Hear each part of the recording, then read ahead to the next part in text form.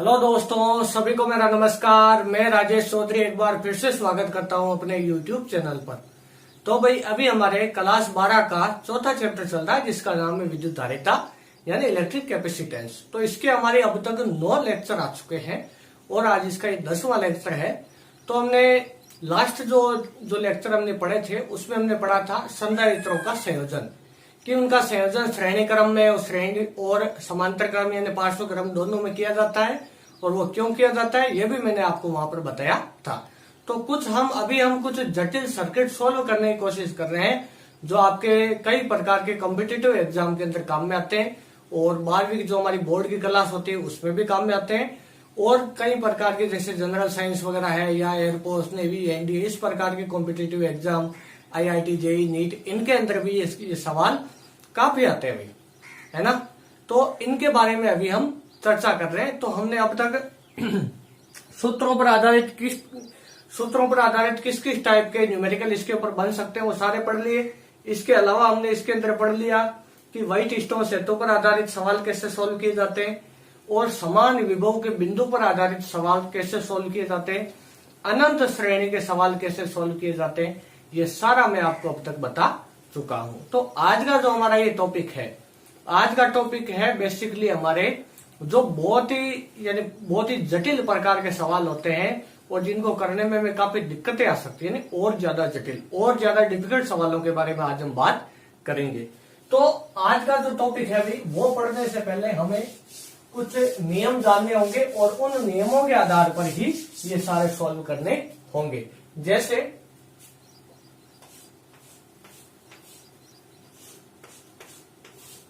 ये आपका white stone सेतु है ना। ये देखो, ये थोड़ा डायग्राम आप समझ लेना, है ना। देखो एक ये हो गया, एक हमारे ये हो जाएगा। देखो जैसे कोई गन है, क्या है, कोई गन है भाई।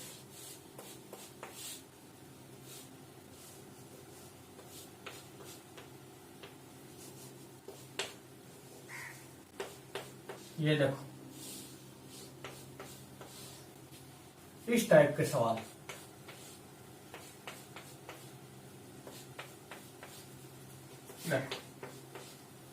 तो इस टाइप के सवाल जो है उसमें आपको कहेगा एक सिरा यहां पर है, यहां पर ले लो चाहे यहां पर ले लो, आप चाहो, है ना। इन दोनों सिरों के बीच में ये सिरा ए है, ये सिरा बी है, तो आपको तुल्य धारिता ज्ञात करनी। एक ये व्हाइट स्टोन सेतु है जो संतुलित अवस्था में नहीं है भाई। देखो ऊपर वाले भुजाओं का अनुपात 2/1, नीचे वाले का 1/2, है ना। तो इसकी आप तुल्य धारिता कैसे निकालोगे इस पूरे सर्किट की, है ना। इसकी तुल्य धारिता कैसे निकालोगे पूरे सर्किट की। तो आज हम बेसिकली इन्हीं चीजों के बारे में विस्तार से चर्चा करेंगे और आपको मैं हर टाइप के सवाल करवाऊंगा, तो आपको ये वीडियो ध्यान से देखना है। हाँ देखो भाई, तो आपको बोर्ड पर एक ये सारे नियम दिख रहे होंगे, है ना। तो हेडिंग है इसकी tricks for difficult capacitor circuit, यानी जो संधारित्र के जो जटिल परिपथ होते हैं उनको हम कैसे हल करें। तो उनको हल करने के लिए कुछ इसके अंदर मैंने आपको यानी जो इस नियम के अंदर या इस तरीके के अंदर जो चीजें आपको ध्यान में रखनी है, यानी जो स्टेप्स है वो मैंने इसके ऊपर सारी बोर्ड पे लिख दी है। तो आप वीडियो को पॉज करके इनको उतार लेना, है ना। तो देखो भाई पहली स्टेप इसके अंदर क्या है, ये देखो आपके सामने सारे दिखाई दे रही। पहली स्टेप क्या है कि परिपथ या सर्किट के दोनों सिरों पर एक बैटरी जोड़ दे। ये भी सारा बताऊंगा एक डिटेल से। दूसरा, बैटरी के पॉजिटिव टर्मिनल से तो प्लस क्यू आवेश बाहर निकालना है, क्योंकि हम जानते हैं बैटरी के पॉजिटिव टर्मिनल यानी बैटरी के धनात्मक टर्मिनल प्लस है, इसका इलेक्ट्रॉनों की कमी है ना। तो वहां से जहां पर बैटरी में प्लस है, जो लंबी वाली लाइन होती है ना, बैटरी में एक लंबी लाइन होती है, छोटी होती है इस प्रकार। तो लंबी वाली प्लस, छोटी वाली माइनस। तो प्लस वाले टर्मिनल से तो आपको प्लस क्यू आवेश निकालना है और बैटरी के नेगेटिव टर्मिनल से आपको माइनस क्यू आवेश वहां से निकालना है, अभी बता दूंगा। अब देखो प्रत्येक प्लेट पर आवेश प्रदर्शित करो, है ना। जैसे प्रत्येक प्लेट पर लिखते हैं ना प्लस क्यू माइनस क्यू, इस प्रकार प्रत्येक प्लेट पर ऐसे आवेश प्रदर्शित करो। इसकी उसमें बहुत बड़ी भूमिका है ना। ये इसलिए यहाँ पर खास तौर से लिखवाया है। और किसी भी बंद लूप के लिए, है ना, कोई भी बंद लूप के लिए किरचॉफ का लूप नियम लगाएं और जो ये बताता है कि समीशन डेल्टा V बराबर 0। अभी इसके बारे में डिटेल से बात करेंगे, पहले एक बार ही पढ़ लेते हैं सारा, है ना। अब देखो संधारित्र विभवांतर इस प्रकार लिखें।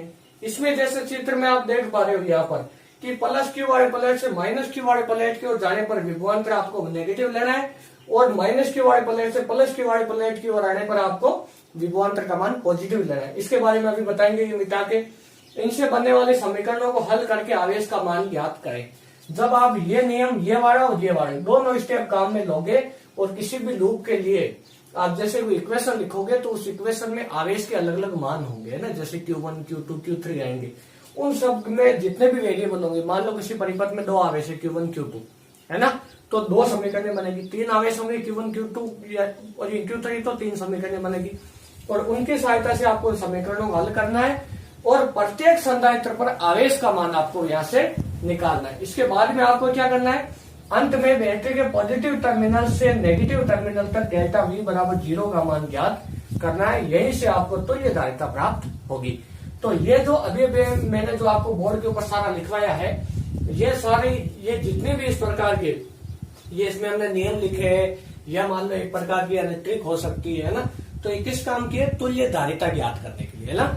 किसके लिए, तुल्य धारिता ज्ञात करने के लिए है। तो वीडियो को पॉज करके एक बार ये सारे नोट कर लेना आप। अब देखो इसके बाद में अब एक एक को समझते हैं। सबसे पहले बात करते हैं किरचॉफ के नियम की।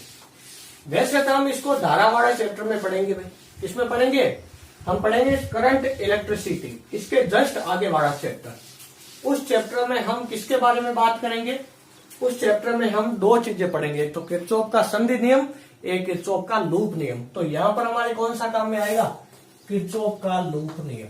कौन सा काम में आएगा, किरचॉफ, है ना। इसको कई किताबों में किरखॉफ भी लिखा होता है, किरखॉफ, है ना, किसी जानवर के जैसा नाम लिख, है ना, कोई ऐसा लग रहा है जैसे कोई कट फोड़वा होता है वो केजड़ियों में छेद करता है, वैसा लग रहा है ना, जबकि ऐसा नहीं, बहुत ही सम्मानजनक साइंटिस्ट है ये भी, है ना। तो का वोल्टता नियम, वोल्टता नियम, इसको भाई लूप नियम भी कहते हैं। क्या कहते हैं, लूप नियम। इसके बारे में हम चर्चा करते हैं। इसमें जैसे मान लो आपके पास में इस प्रकार ये है, यहाँ पर लगी आपकी बैटरी जो है 10 वोल्ट की, और यहाँ पर विभवांतर आ रहा मान लो Q/C। एक मुझे बताओ आवेश की, सॉरी, जो संधारित्र होता है, संधारित्र पर अगर आवेश Q हो, है ना, और इसकी धारिता C हो, तो संधारित्र के प्लेटों के मध्य विभवांतर कितना होता है, V, और उसका मान कितना होता है, Q/C।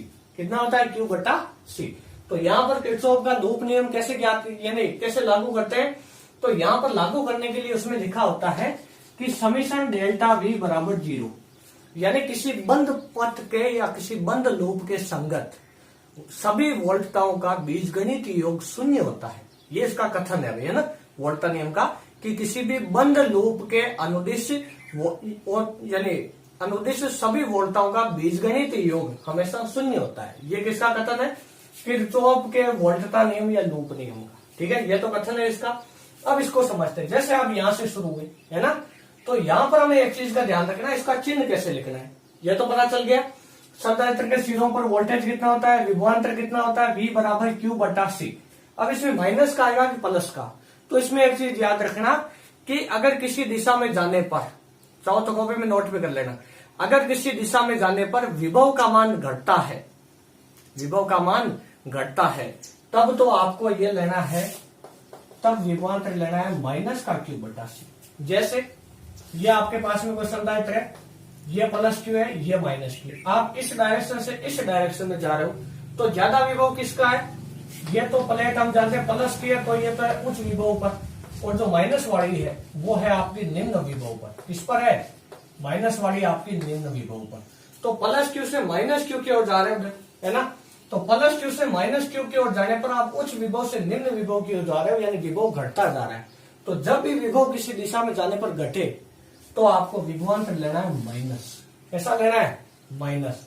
और अगर ऐसा हो जाए तो या तो प्लस Q या माइनस Q, और आप इस डायरेक्शन में जाओ, तो ये तो निम्न विभव पर, ये उच्च विभव पर, तो आप उस दिशा में जा रहे हो जिस दिशा में विभव का मान बढ़ता है ना। ये देखो बढ़ रहा है, यहाँ तो कम था, यहाँ ज्यादा है ना, उच्च विभव है, निम्न विभव बढ़ रहा है। तो जब भी विभव बढ़ेगा तो विभवांतर कैसा लेना, आपको प्लस लेना है। और हम जानते हैं संधारित्र की दोनों प्लेटों के दोनों सिरों या किसी भी समदायित्र के दोनों सिरों पर विभवांतर का मान कितना होता है, Q बटा C, आवेश बटा उस समदायित्र की धारिता, है ना। ये बहुत अच्छा कॉन्सेप्ट है, ये याद रखना आप। और आगे जब हम धारा विद्युत की पढ़ेंगे तो उसमें प्रतिरोध के बारे में पढ़ेंगे। तो जब आपने 10th क्लास में देखा होगा प्रतिरोध में भी श्रेणी क्रम और इसके अलावा समांतर क्रम होता है। तो डिट्टो सवाल ऐसे बनेंगे, इन सवालों को हल करने के लिए नियम दोबारा से पढ़ाएंगे आपको वो, है ना। लेकिन ये संधारित्र के लिए, वो धारा के लिए होगा और प्रतिरोध के लिए होगा, लेकिन दोनों में कुछ भी फर्क नहीं, बिल्कुल सेम डिट्टो, है ना।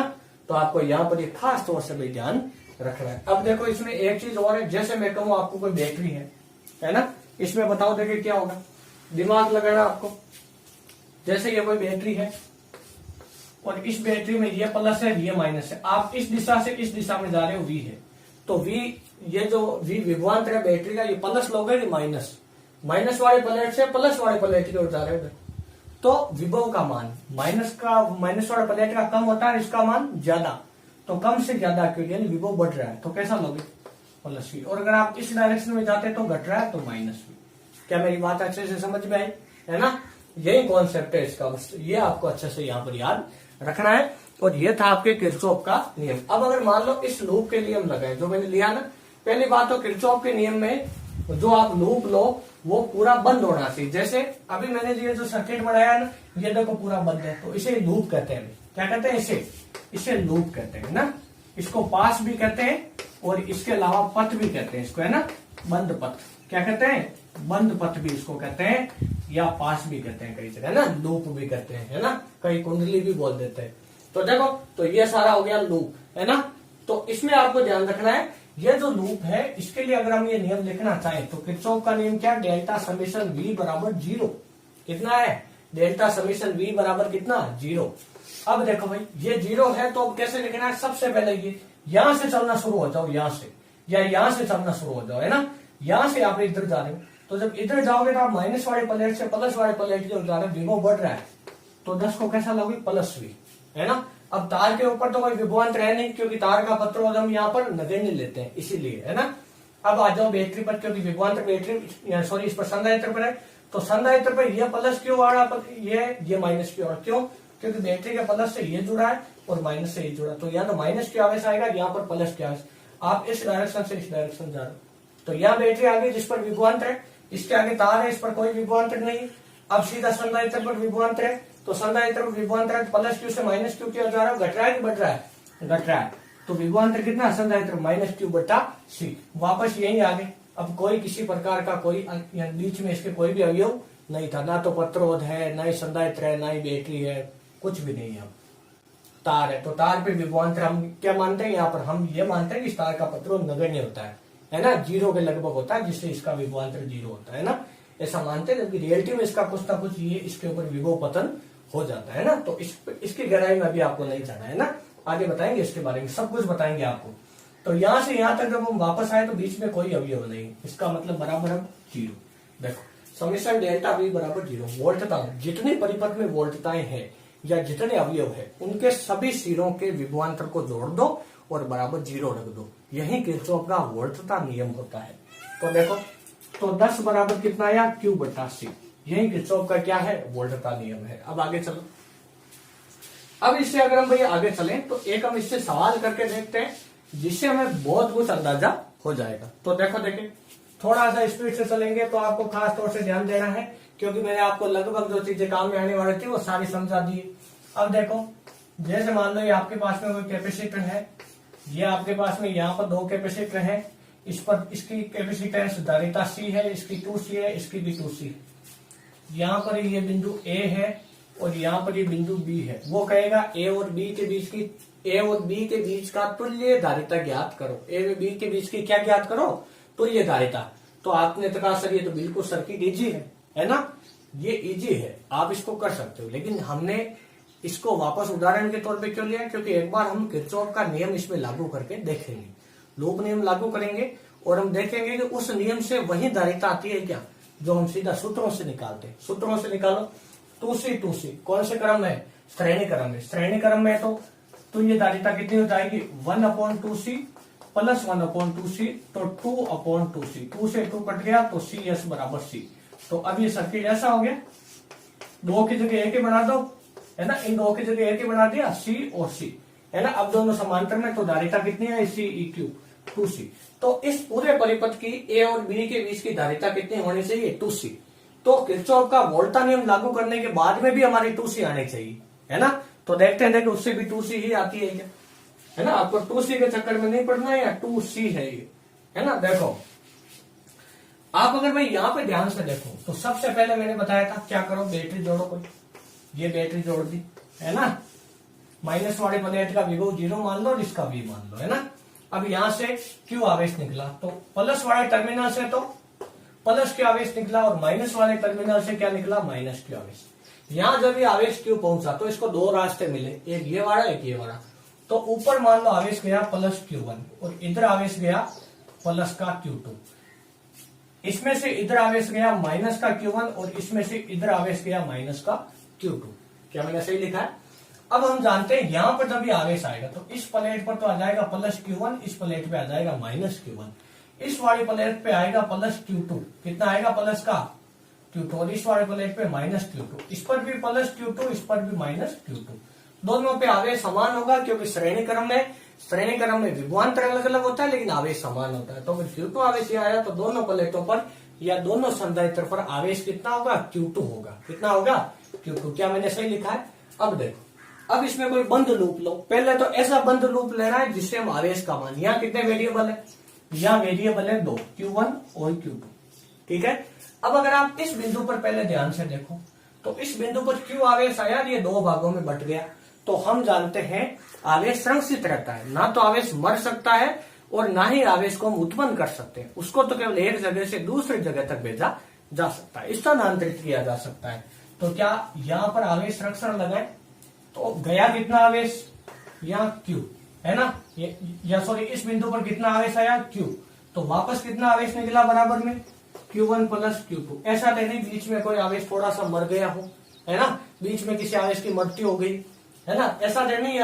यहाँ पर देखो Q1 इधर गया, Q2 इधर गया, तो Q बराबर Q1 प्लस क्या होगा, Q2। क्या मेरी बात आपको अच्छे से समझ में आई। अब यहाँ पर देखो, अब एक इक्वेशन तो ये बन गई, ये इक्वेशन हमारे काम में आएगी। अब हमारे पास में Q बराबर Q1 प्लस Q2 तो है ना। हमारे पास यहाँ 2 वेरिएबल है, 2 चर है, Q1 Q2, तो समीकरण कितने चाहिए, 2, है ना।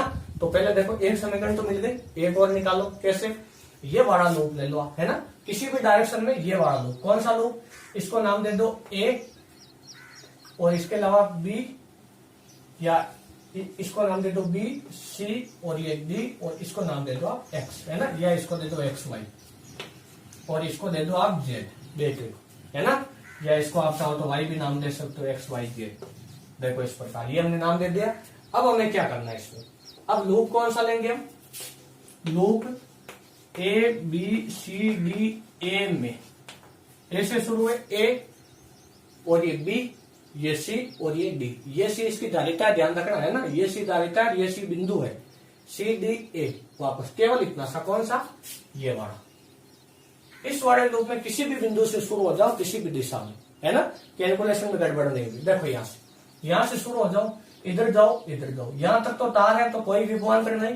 किरचॉफ का वोल्टता नियम लगाएंगे तो समीशन डेल्टा V बराबर 0। यहां से आप बाहर निकलो और यहां तक जाओ, तो बैटरी के प्लस से माइनस की ओर जा रहे हो, प्लस से माइनस जा रहे हो, इसका मतलब विभव का मान घट रहा है। तो कैसा लगे, नेगेटिव। आवेश कितना है इसका, Q1 माइनस Q1 बटा धारिता कितनी इसकी C। क्या इसके सिरों पर विभवांतर इतना ही होगा, Q1 बटा C। अब यहाँ जाओ, इसके आगे यहाँ तक पहुंच गए, यहाँ से आगे गए तार है, यहाँ भी तार है, यहाँ पर वापस संधारित्र है। तो इस संधारित्र में माइनस Q से प्लस Q की ओर जा रहे, तो विभव का मान बढ़ रहा है, घट रहा है, बढ़ रहा है। तो क्या होगा, प्लस का Q2 बटे 2C। अब की बात धारिता इसकी C नहीं है, 2C है ना, तो कैलकुलेशन में गड़बड़ मत करना। अब इससे आगे चलो, इससे आगे जब हम जाएंगे तो माइनस वाले प्लेट से वापस प्लस वाले प्लेट की ओर जा रहे, क्योंकि हम ऐसे चल रहे हैं, ऐसे चल रहे हैं ना, ऐसा नहीं कोई ऐसे जाके यहाँ आ गया फिर वापस यहाँ आगे इधर जा रहा है ना, ऐसा मत कर देना, वरना घूमते रहोगे, कुछ भी प्राप्त नहीं होगा, है ना, जीवन खराब हो जाएगा। देखो, तो यहाँ तक पहुंचे हम, यहाँ से यहाँ जाएंगे तो यहाँ माइनस Q से प्लस Q की ओर जा रहे हैं इधर, तो विभव का मान घटेगा, बढ़ेगा, विभव का मान बढ़ेगा तो प्लस Q2/2C, अभी अभी बताया था मैंने, याद कर लेना। इस पर भी आवेश Q2, इस पर भी आवेश Q2, तो Q2/2C, Q2/2C, इस पर Q1/C। लेकिन हम प्लस से माइनस Q की ओर जा रहे थे, इसलिए इसको माइनस लिया, बराबर 0। यहां तक आ गए, इस बिंदु तक जितने भी विभवांतर थे इस पूरे लूप में सारा वो जोड़ लिया। अब कैलकुलेशन करो, देखो इसमें से C कॉमन आएगा, सब में से उधर 0 में चला जाएगा, तो और 2 है, 2 को क्या कर दो आप, 2 को और इस समीकरण को हल कर लो, 2 से समीकरण को गुणा कर दो, तो क्या आ जाएगा, माइनस का 2Q1 प्लस का Q2 प्लस का Q2 बराबर 0, है ना। समीकरण को 2 से गुणा कर दे। देखो अब देखो यहाँ क्या आया, माइनस का 2Q1 और प्लस का 2Q2 बराबर 0, तो Q1 बराबर कितना आया, Q2।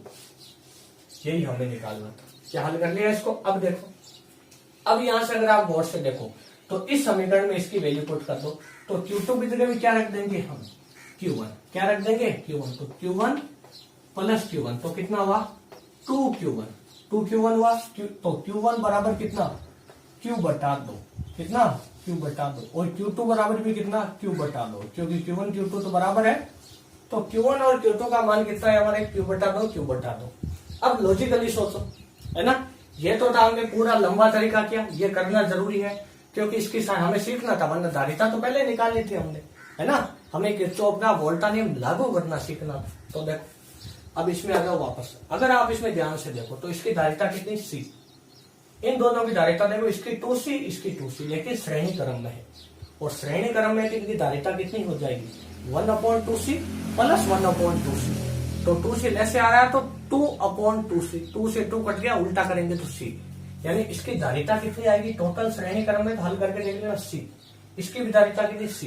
तो जब आवेश आएगा तो उसको 2 ऐसे मार्ग मिले जिनकी धारिताएं बराबर है, इसकी धारिता और इसकी धारिता बराबर है, और ये वाला दोनों भुजाएं समांतर क्रम में होने की वजह से इनका विभवांतर भी बराबर है, क्योंकि समांतर क्रम में विभवांतर बराबर होता है, तो आवेश आधा इधर जाएगा आधा इधर जाएगा। अगर धारिता अलग अलग होती फिर बराबर आवेश नहीं जाता। यहाँ धारिता दोनों की समान है, इस भुजा की और इस भुजा की धारिता समान है, तो दोनों में आधा आधा आवेश आएगा, Q/2, Q/2, और यही हमने देखो यहाँ। तो ये था इसका लॉजिकल आंसर, है ना। अब देखो, तो हमने हर तरीके से इसको देख लिया। अब बस अब क्या निकालना हमें, धारिता।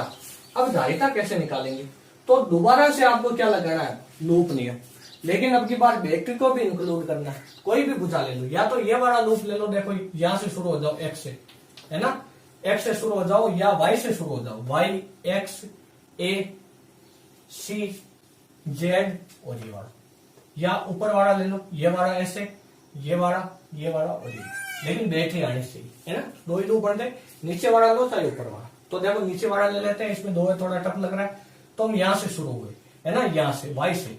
अगर हम Y से शुरू हो तो यहाँ माइनस वाले प्लेट से किधर जा रहे हैं, प्लस वाले प्लेट पे, तो विभव का मान बढ़ रहा है तो प्लस V। क्या सही लिखा मैंने, यहाँ पर भी वोल्टा नियम दोबारा लागू करना है, डेल्टा V बराबर 0। अब देखो यहाँ से X तक गए, X से यहाँ तक गए, तो यहाँ तक कोई भी अवयव नहीं आया जिसके सिरों पर विभवांतर हो, है ना, केवल तार है। यहाँ से वापस आए, यहाँ तक भी तार है, लेकिन यहाँ पर जैसे आए संधारित्र आ गई। अब इस बार संधारित्र की प्लस वाले प्लेट से माइनस वाले प्लेट की ओर जा रहे हैं, तो विभव बढ़ेगा घटेगा, तो Q2 बटा कितना, 2C, क्योंकि इसकी धारिता कितनी, 2C। आगे चलो, यहां से इधर आगे गए, प्लस वाले प्लेट से वापस माइनस वाले प्लेट की ओर जा रहे, तो माइनस का Q2/2C। यहाँ से गए वापस, इधर आए और वापस यहाँ, है ना। अब यहाँ तक वापस आ गए, इसको तो एक ही बार काउंट करना है, एक चीज को एक ही बार काउंट करना, ऐसा नहीं दोबारा लिख लो और फिर वापस शुरू हो जाओ, है ना, और गंजगर बन जाओ, है ना, ऐसा कुछ भी नहीं करना है।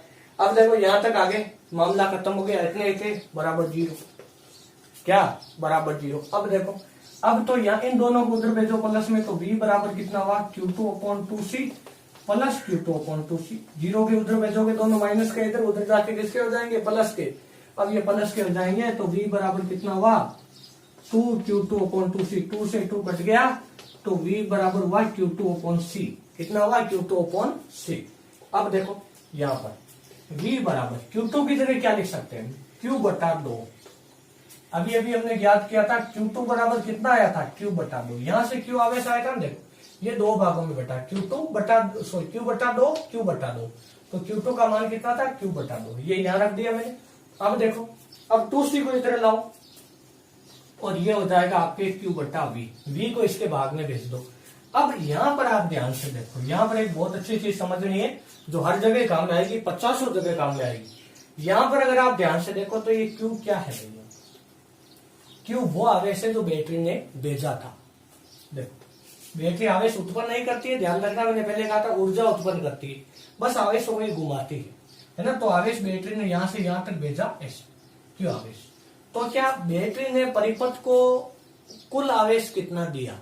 Q। तो यहां पर Q क्या है? कुल आवेश। और यहां पर V क्या है? विभवांतर। यह विभवांतर बैटरी का विभवांतर है। तो अगर आप ध्यान से देखो तो परिपथ के सिरों पर कितना कुल विभवांतर लग रहा है, उतना ही जितना बैटरी का विभवांतर। बैटरी 2.5 वोल्ट की, तो परिपथ को कितना वोल्टेज देगी? 2.5, यानी 2.5 वोल्टेज देगी, है ना। अगर हम नॉर्मली देखें तो, है ना, 2.5 वोल्टेज देगी। तो इसका मतलब ये जो V है ये क्या है? कुल विभवांतर। क्या है? कुल विभवांतर। तो एक चीज सोचो आप कि आवेश बटा विभवांतर क्या होता है? Q बटा V, धारिता। लेकिन यहाँ तो कुल आ रहा है, कुल आवेश बटे कुल। इस कुल को स्कूल से काट देना मत कोई, है ना, ये हिंदी के शब्द इकट्ठे नहीं है। तो कुल आवेश बटे कुल विभवांतर है। तो कुल आवेश बटे कुल विभवांतर क्या होगा? कुल धारिता, जिसको हम कहते हैं तुल्य धारिता। क्या कहते हैं? तुल्य धारिता। तो CEQ का मान कितना आया? 2C। देखो ये बात है ना, बस काम खत्म। और पीछे जो भी अभी हमने पढ़ा था उसमें कितना देखा था? 2C तो देखा था हमने, है ना। तो ये देखो कंप्लीट। अब आगे देखो, इससे आगे देखो, इससे आगे जो अब हमारा टॉपिक है भाई, वो है व्हाइट स्टोन सेतु, जिसके लिए हमने सारा कुछ ये पढ़ा है। जैसे देखो ये बोर्ड पे आपको व्हाइट स्टोन सेतु दिखाई दे रहा होगा।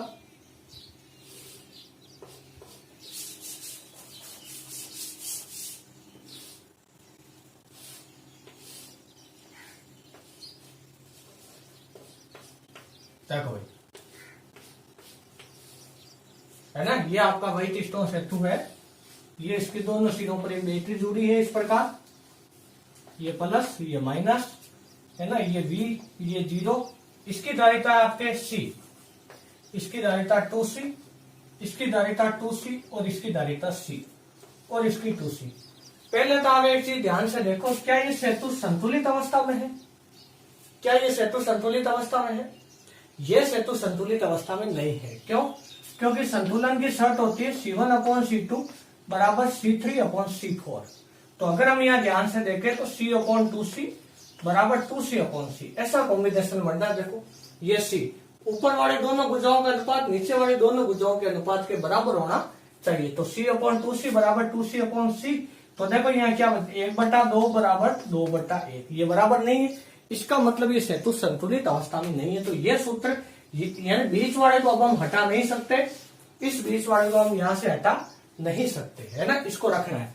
और हमें ये ज्ञात करना है कि ये इसका सिरा A है और ये इसका सिरा C है।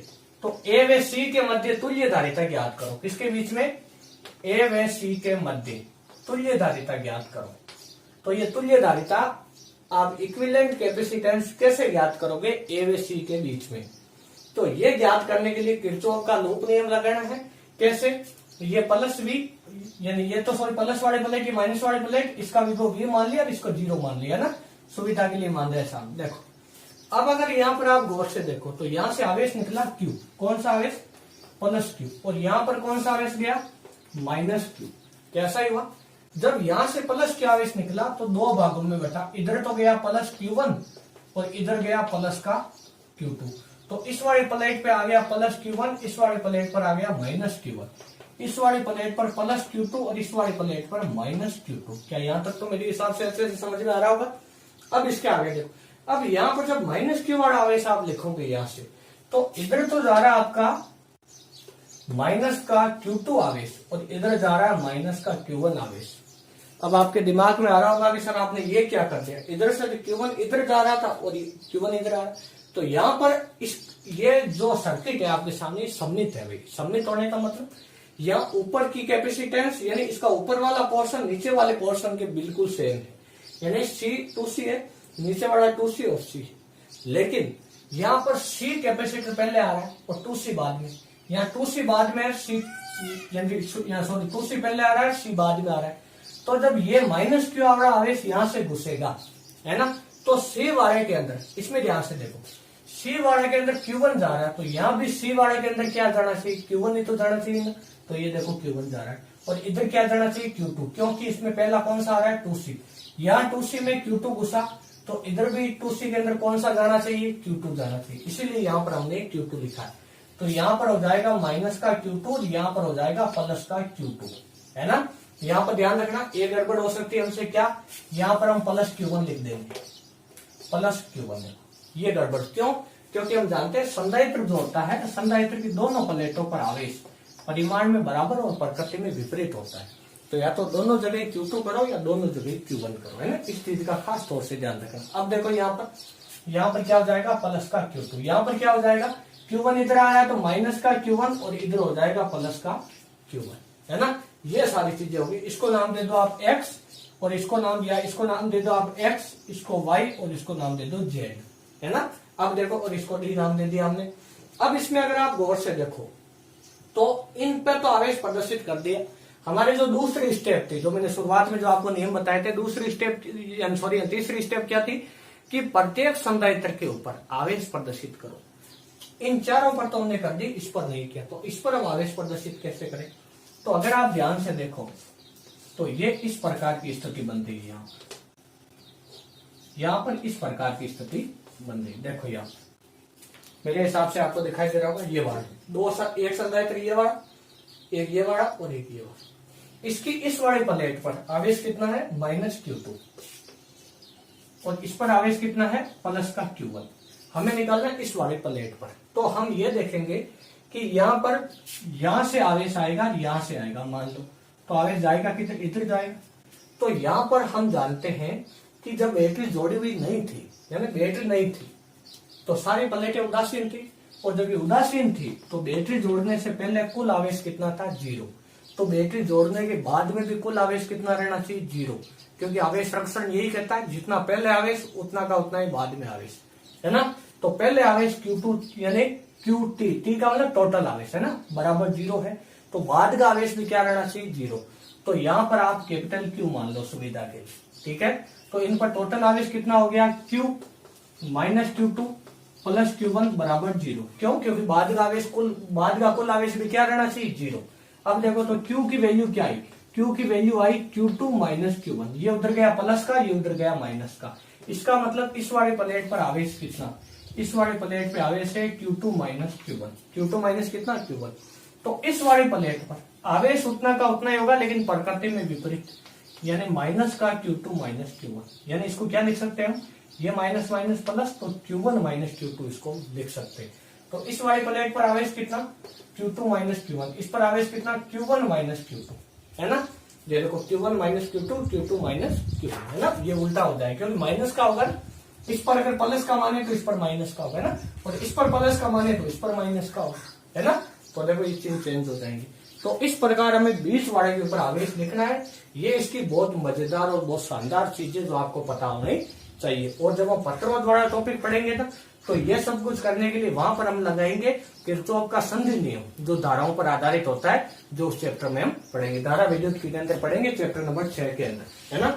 अब देखो, अब इससे आगे देखो, अब इससे आगे अगर हम गौर से देखें तो ये तो सारा हमने लिख दिया। अब सबसे पहले यहाँ से Q आवेश आया, ये Q आवेश दो भागों में बटा Q1 Q2, तो एक इक्वेशन तो क्या बनती है, Q बराबर Q1 प्लस Q2, एक इक्वेशन तो ये बन गई पहले, है ना।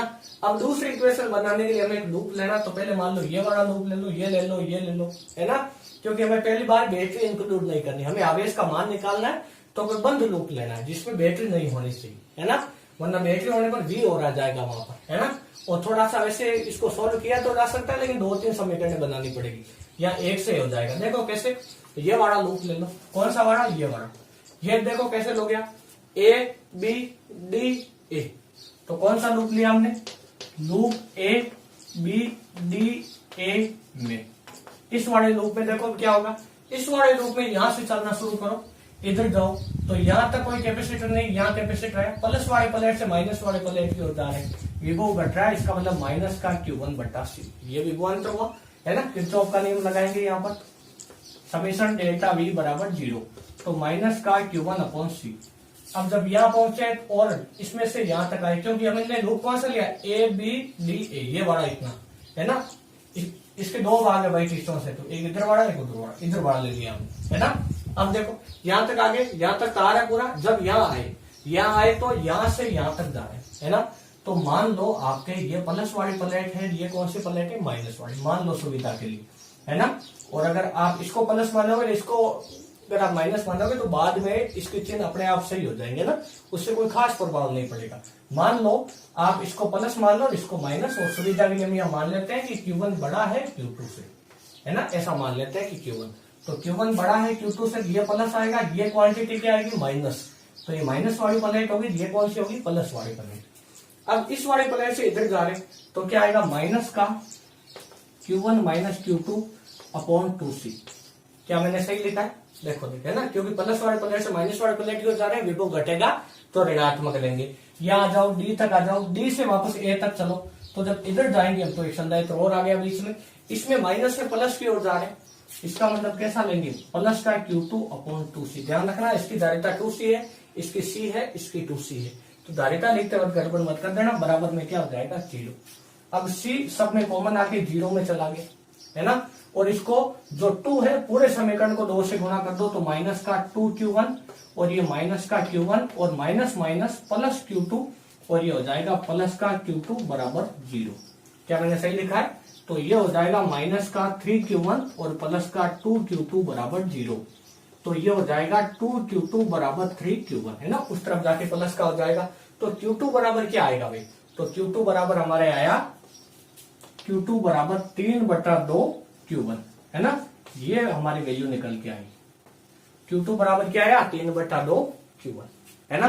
देखो कितना आसान था। अब देखो, अब इससे आगे अगर हम देखें तो पहले इक्वेशन कौन सी लिखी थी हमने, सबसे फर्स्ट वाले, Q1 प्लस Q2 बराबर Q, तो Q1 बराबर यानी Q1 प्लस Q2 की जगह 3/2 Q1 बराबर Q, अभी अभी ज्ञात किया, तो ये कितना हो जाएगा, 5/2 Q1 बराबर Q। तो Q1 की वैल्यू क्या आ जाएगी, 2/5 Q, और यहां से Q2 की वैल्यू क्या आ जाएगी, अगर आप ध्यान से देखो, ये Q1 की वैल्यू आई तो Q2 बराबर क्या आ जाएगा, Q माइनस 2/5 Q, तो Q2 बराबर हो जाएगा 3/5 Q। ये Q2 की वैल्यू, ये Q1 की वैल्यू, यही तो हमें करना था। किरचॉफ का लूप नियम लगा के हमें क्या करना था, समीकरण बनाने थे, उस समीकरण की सहायता से आवेश या जो प्रत्येक संधारित्र है उस पर आवेश का मान हमें ज्ञात करना था। तो Q1 Q2 दोनों आवेशों का मान हमें मिल गया। अब क्या करें, अंत में कौन सी स्टेप लगानी, अंत में बैटरी को इसमें यानी साथ जोड़ते हुए कोई लूप लेना है, तो बैटरी को साथ जोड़कर ये वाला लूप ले लो। कौन सा लूप लेंगे, X Y Z A D C, X Y Z A D C X में, यानी X से शुरू, X Y Z A D C X। अब देखो वापस यहां से चलो, देखो X से जब हम इधर जाएंगे तो बैटरी तक पहुंचे, अब बैटरी में माइनस से प्लस की ओर जा रहे हैं, तो क्या लेंगे, प्लस V, ठीक है। अब इससे आगे देखो, आगे क्योंकि विभव का मान बढ़ेगा ना, अब इससे आगे यहाँ तक आ जाओ, कोई संधारित्र नहीं, कोई बैटरी नहीं, यहाँ आ जाओ, यहाँ से यहाँ तक जब आएंगे संधारित्र बीच में आगे प्लस से माइनस की ओर जा रहे हैं, इसका मतलब माइनस का Q2/2C। अब यहाँ से D तक जाओ, कोई संधारित्र नहीं, यहाँ तक आओ, वापस संधारित्र आ गया, प्लस वाले प्लेट से माइनस वाले प्लेट की ओर जा रहे हो, क्या लेंगे, माइनस का Q1/C। वापस यहाँ से जाके X तक गए तो बराबर क्या हो जाएगा, 0। क्या हो जाएगा, बराबर 0। तो V बराबर आ जाएगा Q2/2C और ये हो जाएगा प्लस का Q1/C, क्योंकि दोनों को उधर भेजेंगे तो प्लस के हो जाएंगे, है ना। अब देखो V बराबर, यहाँ पर अगर आप गौर से देखो तो Q2 की वैल्यू रखो, Q2 की वैल्यू कितनी आई थी, 3/5, तो 5 और 2 कितने हो जाएंगे, 10, और ये हो जाएगा आपके, इसका मान आया था 3Q/5, तो 5 दूनी 10C, प्लस इसकी वैल्यू क्या आई थी, 2Q/5, तो ये कितना आ जाएगा, 2Q/5C। इसको हल करो तो V बराबर कितना आएगा, देखो 10C, ये तो हमने क्या ले लिया, एलसीएम, तो यहाँ तो 3Q और यहाँ पर क्या आएगा, देखो देखिए 4Q, तो कितना आया, 7Q, तो V बराबर आया 7Q/10C। ये हमारे वोल्टेज आ गया। अब देखो क्या करें, अब यहाँ पर हमें क्या करना है, अब यहाँ पर अगर आप गौर से देखो तो v, आप एक काम करो इन सबको इधर ले आओ, तो ये हो जाएगा आपके 10/7c बराबर q बटे v, है ना। कैसा होगा, v को इधर भेज दिया, इन सबको इधर ले आए, q को वही रख दिया। अब यहाँ पर q क्या है, q यहाँ पर है कुल आवेश, है ना, क्योंकि बैटरी ने कितना आवेश दिया था, q कुल आवेश, और v क्या है, इस परिपथ के ऊपर कुल विभवांतर। तो कुल आवेश बटे कुल विभवांतर क्या, कुल धारिता, जिसको हम कहते हैं तुल्य धारिता। तो 10/7c बराबर Ceq, ये तुल्य धारिता।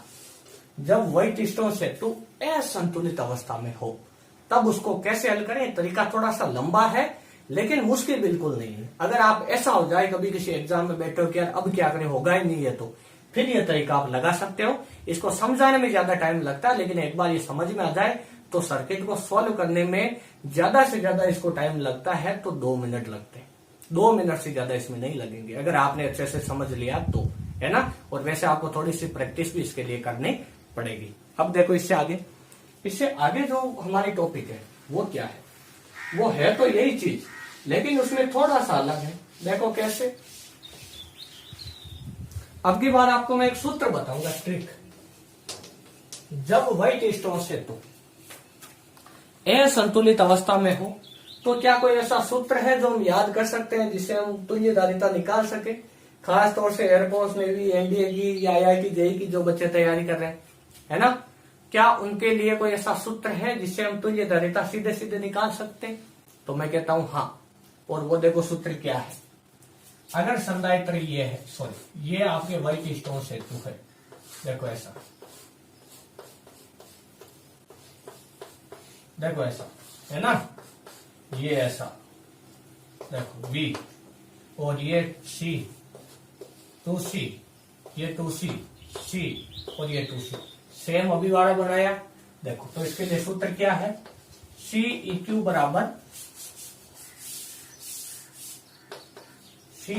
बराबर 2C1C2 plus C3C2 plus C3C1 upon C1 plus C2 plus ये हो जाएगा आपके 2C3। ये वाला फॉर्मूला है जो आपको याद कर लेना है अच्छे से, खोपड़ी में बिठा लो इसको, है ना। और ऐसा सर्किट आ जाए तो इस सूत्र से कर सकते हो। देखते देखिए क्या होता है, Ceq बराबर 2C1, तो भाई ये आपका C1 होता है ऊपर वाला, ये C2 होता है, ये होता है बीच वाला C3, है ना। अब देखो C1 C2 C3, तो C1 की वैल्यू C, C2 की वैल्यू 2C प्लस C3 की वैल्यू 2C, C2 की वैल्यू 2C प्लस C3 की वैल्यू 2C, C1 की value C upon C plus C2 की वैल्यू 2C प्लस 2 और C3 की वैल्यू कितनी 2C।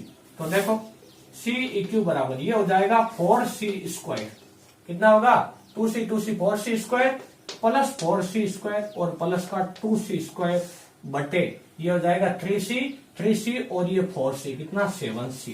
तो Ceq की वैल्यू कितनी आ जाएगी, 4 कितना 8 प्लस 2 10, तो ये हो जाएगा 10C square upon 7C। 1C से 1C कट गया तो Ceq की वैल्यू कितनी आई 10/7C।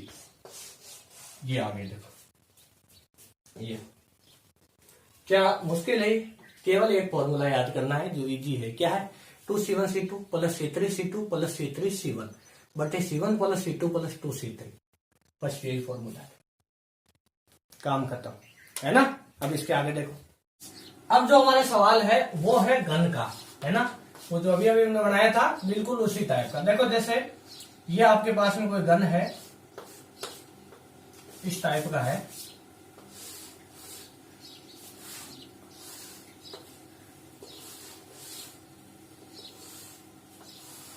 ये देखो, है ना, ऐसा घन है आपके पास, और इस घन के प्रत्येक भुजा पर संधारित्र लगे हैं, है ना। इसमें कितनी भुजाएं, 12 भुजाएं हैं। कितनी भुजाएं हैं, 12, है ना।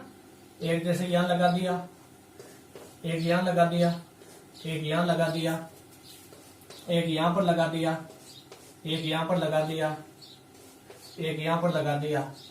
ये देखो इस टाइप से, है ना, ये इस टाइप से इसकी प्रत्येक भुजा पर क्या है, एक संधारित्र लगे हैं, और संधारित्र है कुल 12। कितने हैं, 12। देखो एक इस भुजा पर हो गया, अब देखो देखिए कितने हो गए, 1 2 3 4 5 6 7 8 9 10 11, एक भुजा रहेगी, ये देखो 12, ये इस प्रकार कितने संधारित्र हो गए, 12। अब ये बोल रहा है हमें कि इसकी एक भुजा तो यहां पर है, यहां से, और एक भुजा है यहां से, है ना। इन दोनों के बीच की आपको क्या करनी है, तुल्यधारिता यहाँ पर ज्ञात करनी है। ये बैटरी लगी है प्लस माइनस भी। अब यहाँ पर तुल्यधारिता ज्ञात करने के लिए आपको इन दोनों भुजाओं के बीच की ज्ञात करनी।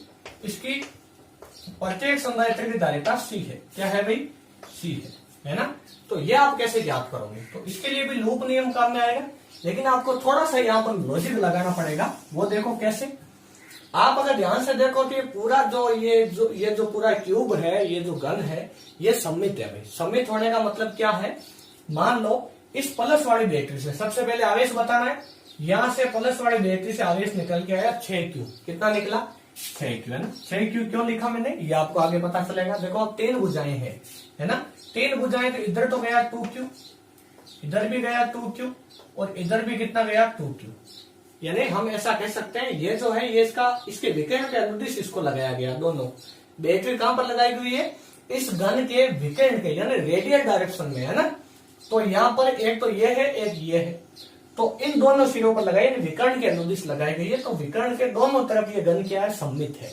यानी अगर इसमें से 2Q आवेश जाएगा तो आगे के जितने भी इसमें संधारित्र हैं वो सारे संधारित्र, और इस वाड़े के संधारित्र और इस वाड़े के संधारित्र सारे सेम है ना। और सारे सेम होने की वजह से आवेश भी कैसा जाएगा, सेम। जैसे देखो यहां पर जैसे ये है, ये आपका B है और ये आपका A है, तो A से B तक जाना है भाई। कहां से कहां तक जाना है, A से B तक।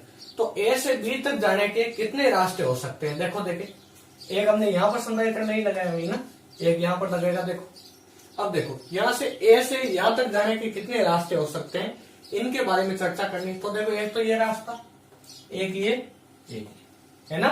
तो इसमें मिनिमम कितने संधारित्र आते हैं B तक पहुंचने में, 1 2 3। देखो मिनिमम, अधिकतम तो कितने भी आ सकते हैं ना, अधिकतम तो कितना भी घूमते रहो, है ना, यानी कभी मंजिल नहीं मिलेगी। तो हमें B तक जाना है न्यूनतम रास्ता तय करते हुए। तो जैसे यहां से हम गए तो न्यूनतम कितने संधारित्र आ रहे, 3। क्या ऐसा कोई रास्ता है इसमें जिसमें 2 संधारित्र से यहां तक पहुंच सके, नहीं ऐसा, है ना। आप चेक कर लेना, जैसे ये है तो इसमें जैसे एक ये हो गया, और इसके अलावा और इसके अंदर एक ये हो गया, एक ये हो गया। तो देखो 1 2 3, है ना। और इसके अलावा इनमें भी आप देख सकते हो, इसमें देखो 1 2 और ये 3, है ना। और इसके अंदर देखो 1 2 और ये 3, 1 2 और ये 3, है ना। और इसमें देखो ये यहाँ से 1 2 और ये 3, तो हर जगह 3 आ रहा है ना। यानी ये सममित है, पूरा क्या है, सममित है। तो यहाँ पर ये जो आवेश है वो 3 बराबर भागों में बटेगा। क्यों, क्योंकि यहाँ से आगे देखो, इस रेखा से आगे निकलते हैं तो 2 संधारित्र C, ये दोनों एक आगे 2 2 ये से जुड़े। इसमें देखो यहाँ से आगे निकलते थे एक ये और ये। यानी अगर आप किसी भी भुजा के इससे आगे के संधारित्र देखो तो तीनों भुजा के सेम है। कैसे है, सेम। इसका मतलब इन तीनों के अंदर बराबर आवेश जाएगा, है ना। वरना यहाँ तो संधारित्र बराबर है लेकिन आगे बराबर नहीं हो तो इसमें आवेश बराबर नहीं जाएगा। लेकिन हमने देखा कि आगे के भी बराबर है इसके अंदर, है ना। तो हम देखो 6Q था, 2Q चला गया। अब इसमें से देखो 2Q आगे गया, 2 भागों में बटा, Q और Q, है ना। इसमें भी 2Q 2 भागों में बटा, Q और Q, और इसमें भी 2Q 2 भागों में बटा, Q और ये Q। अब इसमें देखो, अगर आप ध्यान से देखो तो ये वाला Q यहाँ आया, ये वाला Q यहाँ आया, इसमें आके वापस कितना हो गया, 2Q। ये वाला Q यहाँ पर आया और ये वाला Q यहाँ पर आया, तो इसमें वापस यहाँ पे कितना हो गया, 2Q, है ना। और इसके अंदर देखो ये वाला Q यहाँ पे आया, ये वाला Q यहाँ पे आया, तो वापस इसमें कितना हो गया, 2Q। तो देखो दोबारा इसमें 2Q जाके वापस बाहर कितना निकलेगा, 6Q, है ना। ऐसा ले रहे हैं नॉर्मली। तो देखो क्या हमने सब कुछ सही किया। अब इसके अंदर क्या करना, हमें आवेश का पता चल गया क्योंकि सममित है ये, इसीलिए सममित होने की वजह से हम आसानी से इसमें आवेश का पता लगा सकते हैं। अब आवेश तो हमारे पास है, तो कौन सा लूप लेंगे जिसमें बैटरी हो, तो ये वाला लूप ले लो। जैसे ये A है, इसको नाम दे दो आप चाहो तो, यानी आप यानी कोई भी बंद लूप ले सकते हो अपनी मर्जी से। जैसे हम ये वाला ले लेते हैं, यहां से शुरू होके ऐसे, फिर ऐसे, फिर ऐसे, बैटरी से होके फिर ऐसे, है ना, ये वाला। वैसे आप कोई भी ये वाला भी ले सकते हो, है ना। चाहो तो नीचे वाला ले लेते हैं, ये वाला ले लो, देखो कोई भी ले सकते हो आप, ये वाला, है ना। तो इसके अंदर देखो क्या करोगे, यहां से यहां तक ऐसे जाते हैं, तो इसमें आप इसको तो नाम दे दो C D और ये बी है और इसको नाम दे दो एक्स। तो बैटरी से शुरू हो जाओ। तो कौन सा लूप लेंगे?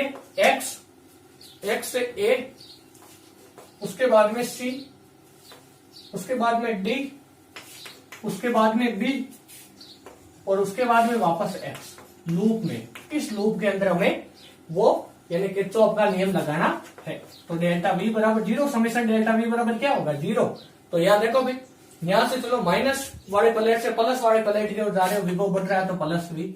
यहां से आगे चलो, यहां फिर यहां तक कोई संधारित्र नहीं। अब इससे आगे देखो, यहां से जब यहां तक जाओगे आप तो ये प्लस वाले से जुड़ी है, तो यहां पर तो प्लस का 2q और यहां पर माइनस का 2q। तो प्लस वाले से माइनस वाले की ओर जा रहे हो, तो यहां पर कैसा लेंगे इसको? माइनस का। तो माइनस का आगे कितना? 2q अपॉन धारिता कितनी? c। यहां जाओ, यहां भी प्लस वाले से माइनस वाले की ओर जा रहे हो, लेकिन आवेश कितना है? q। तो प्लस q माइनस q, तो कितना होगा? माइनस का q बटा c। इससे आगे आ जाओ, जब यहां आओगे तो यहां पर है भाई 2q, कितना है? 2q। तो यहां से यहां तक जब आप जाओगे तो ये किधर जा रहे हो? ये प्लस वाला, ये माइनस वाला, है ना? ये देखो, तो ये कितना होगा? माइनस का 2q अपॉन कितना? c। अब देखो यहां पर, अब अगर आप इसके अंदर ध्यान से देखो तो यहां पर हो जाएगा और बराबर 0। तो v बराबर कितना हो जाएगा? ये सारे उधर जाके प्लस के हो जाएंगे और इसके नीचे c है, तो 2, 4 और 5, तो 5q बट्टा कितना हो जाएगा? c। कितना होगा? 5q बट्टे c। अब इसके अंदर देखो आगे क्या होगा। इसमें अगर हम ध्यान से देखें तो v यहाँ पर कुल विभवांतर है, q कुल आवेश, तो c बट्टे 5 बराबर q बट्टा कितना? v। अब यहाँ पर आपको एक चीज करनी है, क्या? इसमें अब की बार आप v की जगह या इसको ऐसे चेंज मत करो। कैसे करो?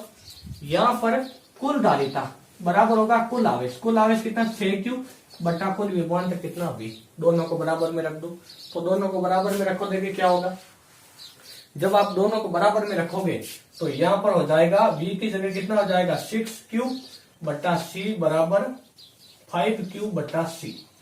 q से q कट गया, है ना? ये c eq है, तो c eq बराबर कितना हुआ? 6/5 c। तो ये आगे, तो ये धारिता, है ना? 6/5 c। और अगर यहाँ पर इस संधारित्र की जगह प्रतिरोध होते तो भाई क्या आता? 5/6 c। कितना आता? 5/6 c आ जाता। इसके आगे देखो, इससे आगे जो अब भाई हमारे सवाल है वो भी बिल्कुल गण का ही है, लेकिन इस सवाल में और अभी जो हमने किया था उस सवाल में थोड़ा सा फर्क है। देखो कैसे।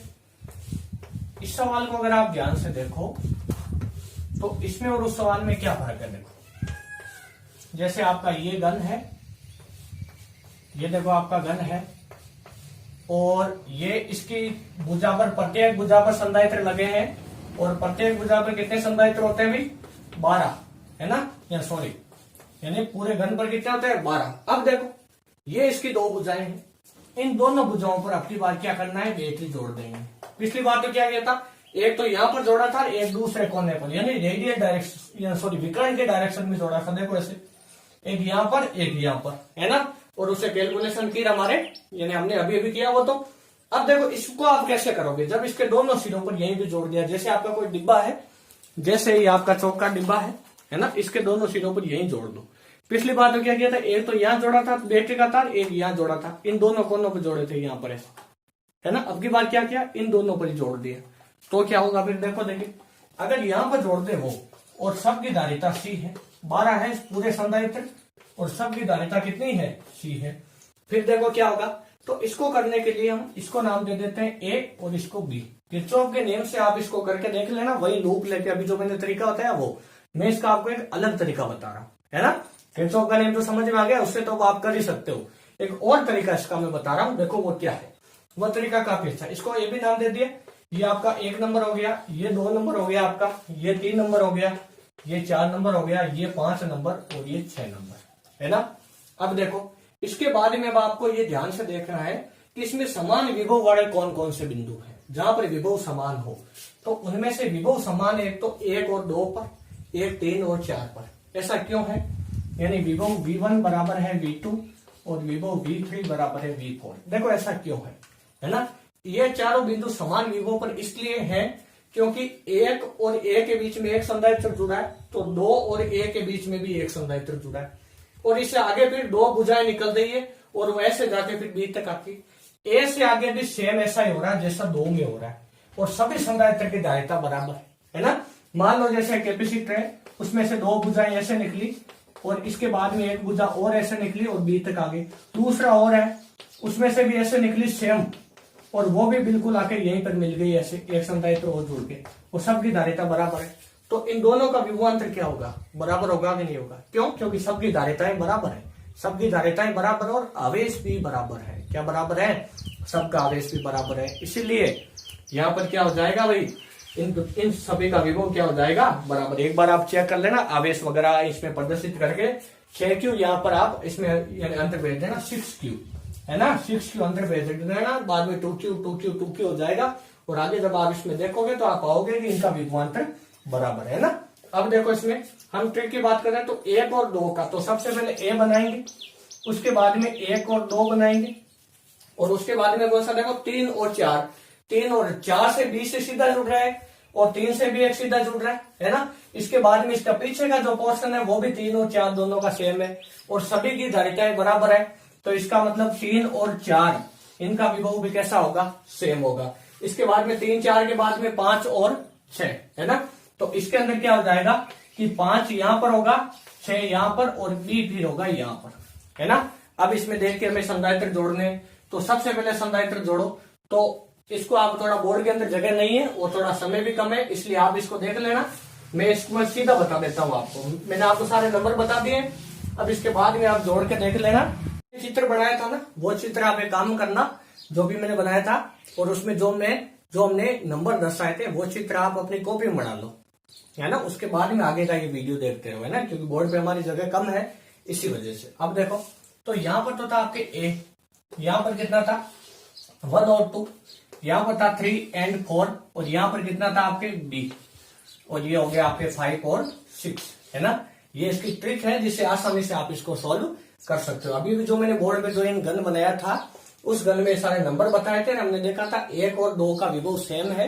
क्यों? क्योंकि इसके आगे और पीछे के सभी संधारित्र समान सममिति में धारिताएं सबकी बराबर है और आवेश बराबर है, इसलिए विभवांतर तो अपने आप ही बराबर हो गया। V बराबर क्या होता है, Q बटा C। तो इन दोनों का विभवांतर बराबर है लेकिन इन सबका अलग अलग है ना। तो इन दोनों को साथ रख दिया हमने। अब क्या हुआ, A और 1 2 के बीच में कितने थे संधारित्र, 2, है ना। यानी आप चित्र में देखते जाना, 5 और 1 और 2 के बीच में कितने थे, एक तो 5 और 1 के बीच में जुड़ा था, एक 5 और 2 के बीच में जुड़ा था, 5 और 6 के बीच में जुड़ा था एक, 6 और 3 के बीच में जुड़ा था एक, और 6 और 4 के बीच में भी एक जुड़ा था, है ना। 3 और 4 यानी 3 और B के बीच में एक जुड़ा था और 4 और B के बीच में भी एक जुड़ा था। अब एक नीचे वाला था जो A और सीधा B से जुड़ा था, है ना। नीचे जो हमने ऐसे बनाया था ना, वो बैटरी जोड़ी थी, B यहाँ था, A यहाँ था, तो A और B के बीच में सीधा जुड़ा था। अब देखो इसके बाद में और कौन सा बचा, अब 1 और 3 के बीच में क्या जुड़ा, 1, और 2 और 4 के बीच में भी एक जुड़ा था। ये इस प्रकार का डायग्राम बना, सबकी धारिता C। तो अब आपको इसमें ज्यादा प्रत्येक में सूत्र लगाकर टाइम खराब करने की आवश्यकता नहीं है। सीधा देखो आप, अब तो मेरे हिसाब से हल हो जाएंगे। दोनों समांतर क्रम में इनको हल कर लो, इनको हल कर लो, इन दोनों की जगह एक बना दो, इन दोनों की जगह एक बना दो, इन दोनों की जगह एक बना दो, इन दोनों की जगह एक बना दो। तो ध्यान से अगर आप देखो तो C समांतर क्रम में, समांतर क्रम से जुड़ जाते हैं। तो इनका कितना 2C, इनका भी कितना 2C, इनका भी कितना 2C, इनका भी कितना 2C, इनका भी कितना 2C। ठीक है, सीधा सॉल्व कर लिया। अब देखो अगर आप यहां पर देखो तो यहां पर अब 2C इसका C, इसका 2C, तीनों कौन से क्रम में, श्रेणी क्रम में। क्या डायग्राम में कैसा बनेगा, एक इसका डायग्राम बना लेते हैं ना, क्योंकि कहीं पे थोड़ा सा ऊपर से चला जाएगा वरना ही। तो देखो इसका डायग्राम बनाते हैं। तो यहां पर हमारे A था, फिर हमारे 1 और 2 थे, 3 और 4 भी हमारे थे, B भी हमारा था और 5 और 6 भी हमारा था, है ना, या किसी और कहते हैं।